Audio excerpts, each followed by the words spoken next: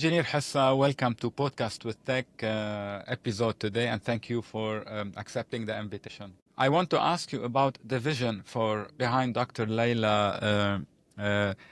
What inspired the creation of an AI expert in the natural medicine?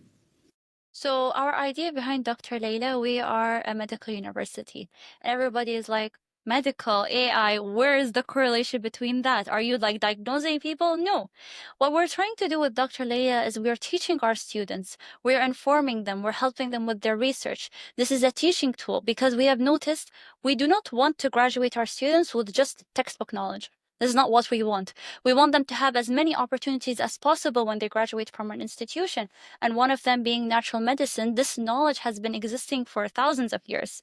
Might as well utilize it. And with AI, we're able to teach them in a more efficient way, more controlled way. And rather than develop and depend on a process that has too much information, go through research articles and stuff, we have created our database with Dr. Layla, and she is able to efficiently help our students with learning.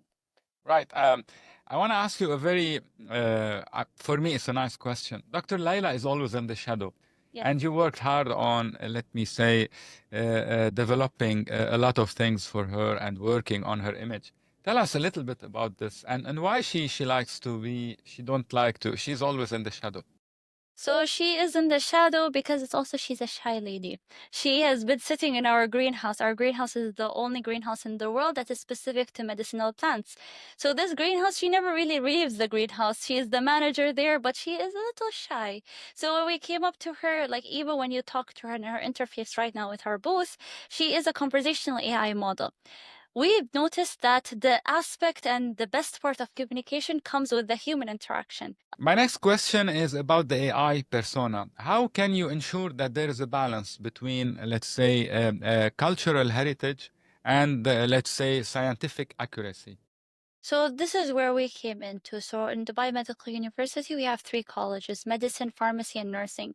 And with pharmacy, because natural medicine Yes. is more dependent on pharmacy, we're doing systematic reviews and ensuring that all the information that is inputted inside Layla and outputted as words and speech and the information that she's passing on is scientifically accurate. Okay. So of course, we're not taking out the aspects of cultural heritage, especially now in so many countries. It's part of their culture. It's part of their tradition.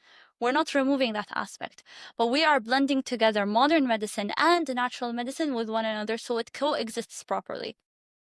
What was the most surprising reactions from students, educators, when they were talking to Dr. Layla? They actually, specifically our faculty, they were so impressed because what we programmed her, again, she is not to replace medical staff, medical faculty, but we are here to teach the students. So like if you will ever try her, she will always give you the advice, but then she will tell you always consult with the healthcare provider. We are not replacing their job, we're enhancing their jobs. This is the most important. So in the beginning, there was some resistance, like, why is she verified? Where's her medical degree? No, she doesn't have a medical degree. So we're not playing around. Specifically now, we're talking about healthcare. We're talking about medicine. Like if there's let's say an engineering project, if the table fails, okay, the table fails. But if we fail, we put human lives at risk. We can't play around with this such matters. So in this case, like again, she is existing as a teaching tool, an AI helper. Like we like to say that we hired Dr. Layla. This is the idea. We hired her to help us, but she is not stealing us. She's not Yes. stealing our jobs. What kind of training or data, so training and data as well, is given or have really led to making these AI assistants unique or accurate and as you said, one of the best AI assistants? That's an amazing question. This is something that we worked on really much.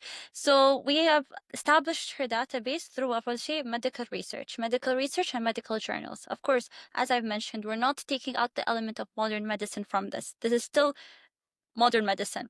And then from that, some of the knowledge that we have from alternative medicine, it's not in fact documented. Some of them is unfortunately stuck with the older generation with paper and pen. It's not really documented, preserved and such. So we went to local experts, we went to international experts in regards to Chinese medicine, Ayurvedic medicine, even local medicine here in the UAE, which people don't really know about, that we actually have a medicine and traditions and stuff. And from that, again, our pharmacy college reviews all the information, ensures that everything is scientifically accurate and is aligned with our customs, our ideologies, and modern medicine. And we bring it to Layla's knowledge. Amazing, amazing. Tell me, where are we going in this AI education, and what are the boundaries, and where are going to be? So the boundaries with AI and education as a start, of course, I'm not speaking for every educational institute, but we had restrictions. We had resistance. They didn't want AI. Students are going to use AI to cheat, or, it's not going to be the hard Additionally, way. this is how the impression is. Exactly. So they're not really accepting of it. We took it from another approach. We told the students, you are more than welcome to use it. We adjusted our curriculums to use it. We want to ensure that this is a tool. It's going to stay. It's like the internet. At the beginning, everyone would be like, no, we don't want internet. Oh, it's ruining our brains. It's making us, sorry for the word, like not smart enough. Now everybody uses the internet. Artificial intelligence is going to be almost like that. Everybody is resistant at the start, but then it's going to be integrated in our everyday lives. So might as well help our students understand how to use it more efficiently. You face a lot of such challenges and resistance? In terms of what do you exactly mean? Like as personally? No, the students, when they are resisting, right? We did some students. Like you said, they ask you, is it legitimate? Who's this Yes. doctor? We did Are we really do we need to use the... We had people who are like, how is this better than Google? We'll tell you how it's better than Google. Google, if you would go like, as a brief example, what are the medical benefits of hibiscus?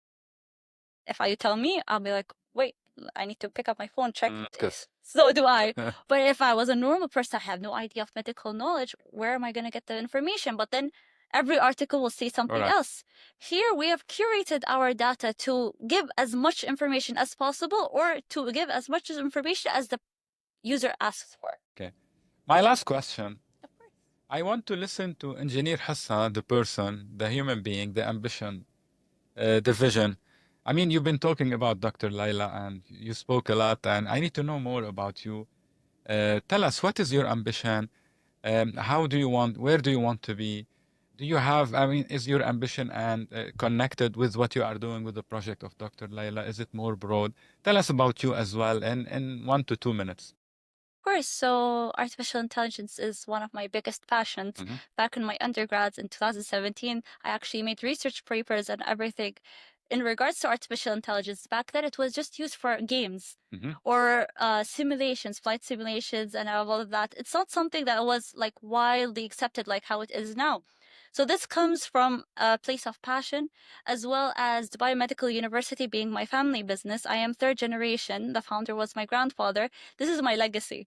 This is something that I want. I want to help our students. I want to give them more opportunities. I want to share with them my passion that I have for artificial intelligence and show them and the people this is possible. That we shouldn't limit ourselves. Like everybody who came to our booths these last 2 days are like, plants, medical, what are you guys doing with AI? So it's like, where are you guys coming from? You shouldn't limit yourself. AI is not just a technology thing. It's something that we could implement in so many things. Amazing. Thank you very much. We conclude with the famous slogan or proverb of Sheikh Mohammed bin Rashid Al Maktoum. Said, I mean, impossible is possible, and in the race for excellence, there is no finish line.